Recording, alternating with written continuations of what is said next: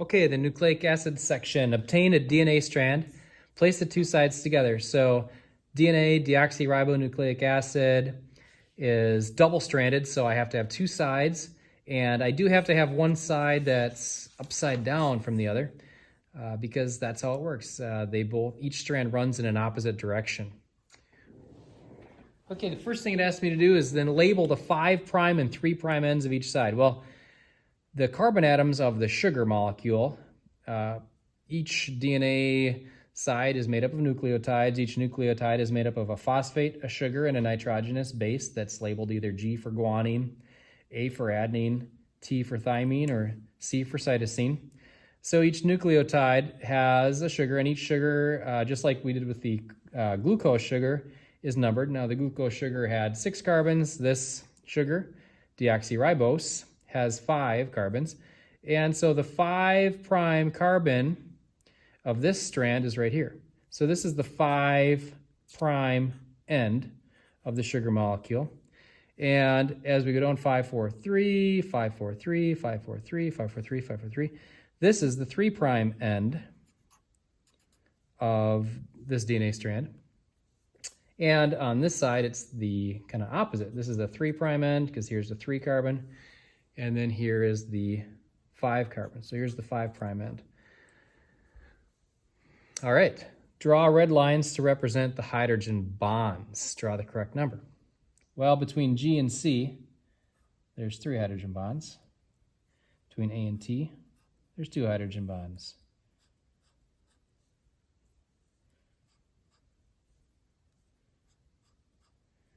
So DNA is, each side is held together, stuck together through these weak attractions called hydrogen bonds, which are formed because the nitrogenous bases are polar, and so they can form these unique bonds because of the way they position themselves, and they have opposing polarity on each side. So partial negatives and partial positive charges, there's 3 of them here, 2 of them there, 3 of them there. So guanine and cytosine have a slightly stronger connection because there's 3 hydrogen bonds versus adenine and thymine have a 2 hydrogen bond connection.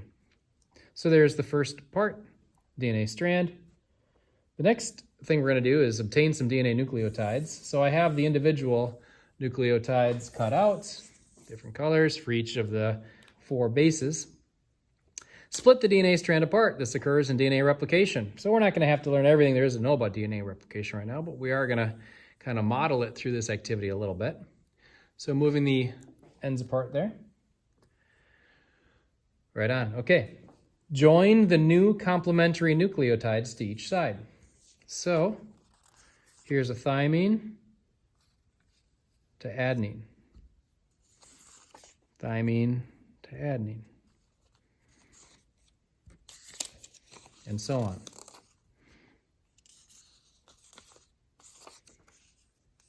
Guanine to cytosine,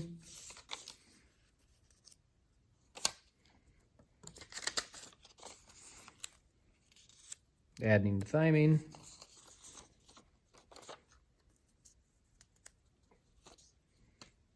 and cytosine to guanine. I know these pieces of paper aren't perfectly proportioned, but are cut out exactly right. Okay, so I've taken my nucleotides and I've added them appropriately to each side. Notice they're upside down from each other, so they're running in opposite directions of each other, okay? All right, place water droplets around your structure in the correct position to represent the fact that H2O is formed in the dehydration synthesis reaction. Okay, so where does this go? Does it go here? No. Those are hydrogen bonds, remember? 3 hydrogen bonds between guanine and cytosine, 2 between adenine and thymine. So those do not form water molecules. Those are not dehydration synthesis reactions. Those are just weak attractions, hydrogen bonds, because of opposite partial charges. So where does this go? It goes between the, doesn't show that well because of the way this paper is positioned here, but it goes between the 3' carbon of a sugar molecule and the phosphate of the next nucleotide. So these water molecules are formed along the backbone of the DNA, which is the sugar phosphate backbone, at each point in which a sugar molecule, which a 3' carbon of a sugar molecule connected to the phosphate group of the next nucleotide. So there's 4 water molecules I'm going to put here, showing the 4 new covalent bonds that keep this strand together. Okay, not keeping them stuck together, but keep this side together. And then the 4 here. 1, 2, 3, there, H2O, 4. Draw arrows showing the correct direction of formation of each of the new complementary strands. These are the complementary strands that were formed, making, basically, we have one DNA molecule here that's identical to this DNA molecule, all right? And the new strands were formed in the 5' to 3' direction. So here's the 5' carbon. So there's the 5' end, and here's the 3' carbon. So this strand was formed in this direction inside our bodies. And this one, here's the 5' carbon, and here's the 3'. So this strand was formed in that direction. Draw blue lines to represent the new phosphodiester bonds. So here's the new phosphodiester bonds. 3' carbon to the phosphate, 3' carbon to the phosphate, 3' carbon to the phosphate, 3' carbon to the phosphate. And same thing on here.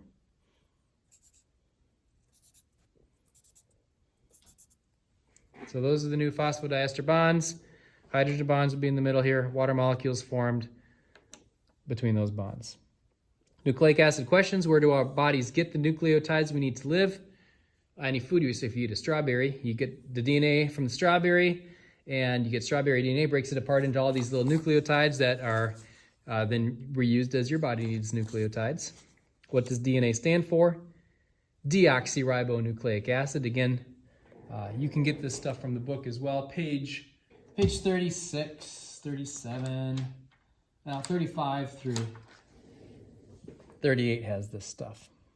What are 3 components of a nucleotide?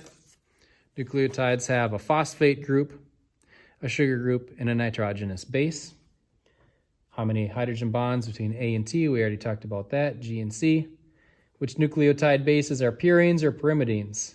Okay, purines are the larger molecules, so adenine and guanine are purines, and pyrimidines are thymine and cytosine. And again, we talked about the direction of DNA formation, and we talked about if water is formed, it's formed in dehydration synthesis reactions. So that ends the nucleic acids part. Moving on to the final part, proteins.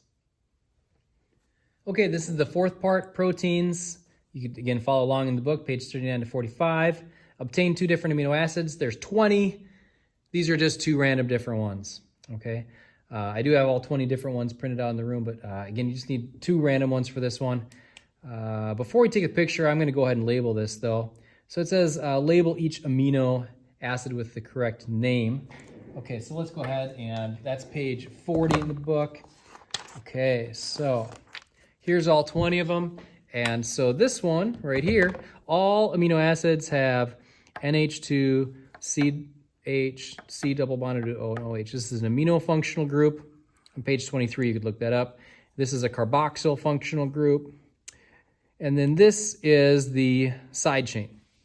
So this side chain is what is going to be unique about each amino acid. Okay, notice these 2 are identical except for the side chain.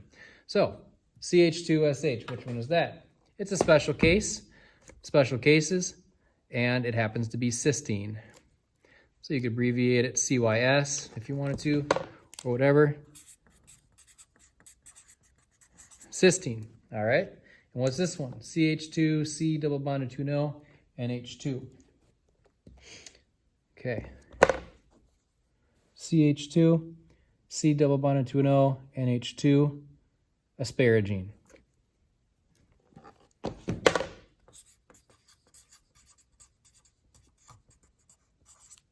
All right, so those are the 2 amino acids, cysteine and asparagine. Circle the H and OH atoms that will be used to form the water molecule right there. All right.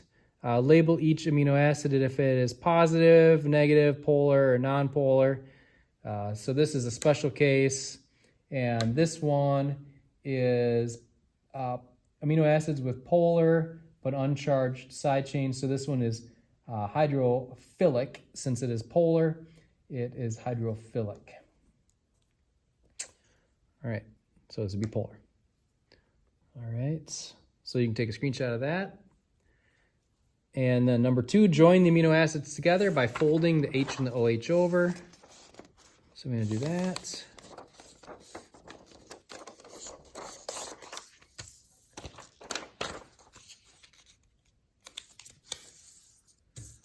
Okay, I connect those two. Of course, there's going to be a water molecule formed because I folded it over in HOH. So a water molecule is formed in the dehydration synthesis or condensation reaction. This is a protein now, no longer 2 separate amino acids. Of course, it's only 2. You're going to have hundreds stuck together in a normal protein, but whatever. And then the new peptide bond is right there. That's the new peptide bond. Where do our bodies get the amino acids we need to live? From foods that contain proteins, meats and stuff like that. How many different amino acids are there? 20. How many amino acids are used to make a protein? Hundreds. Why do you think the sequence of amino acids is important? As the sequence of amino acids gets put together and each amino acid has a unique side chain, what's going to happen is it's going to start to fold, and different side chain characteristics, like whether they're polar and interact with water or non-polar, hydrophobic, they're going to start to fold inwards. And so you're going to get unique 3-dimensional folding and 3-dimensional structures of the amino acids based on the properties of the side chains. So the sequences of the proteins is what gives the protein its uniqueness and allows for it to have a special three-dimensional shape and then structure. And of course, function based on the structure. This is what, again, it would look like if you put 5 of them together. So that's all of the biomolecules that we're going to go over in AP Biology. Again, carbohydrates, lipids, nucleic acids, and proteins. I hope this was helpful. If you're a distance learner and want to print these things out, of course, you can do that. And in the room, I have all the cutouts as well. So very good. Hope that was helpful.